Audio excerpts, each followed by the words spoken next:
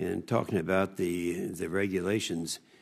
You know, I remember so well because I was all during the Obama administration. I was either the chairman or the ranking member of this committee, and the guy sitting right behind you and I used to look at what was happening to our economy, which is in the process of being reversed right now. But he was implying that some of the poorest, the most vulnerable people are the ones who are being that we're trying somehow, or you're trying somehow to punish. And I want to just remind you that we had a guy, I remember so well, Harry Alford. He was the president of the National Black Chamber of Commerce.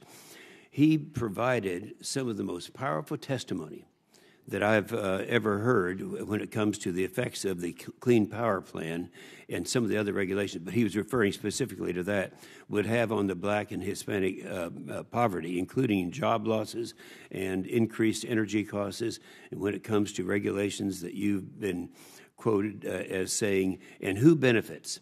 The elites, the folks who can least afford those kind of decisions pay the most. So I'd ask you, how is the EPA working to ensure that the most vulnerable communities are being considered and that the agency's cost-benefit calculations are accurately portraying realities on the ground?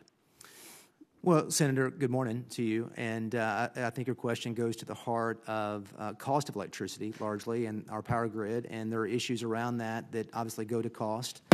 We can't consider cost in our NACS program, but we can these other provisions that impact the cost of electricity. So we endeavor to make sure that our cost-benefit analysis is considerate of those things and to make sure that we're making informed decisions as we finalize our rules. Yeah.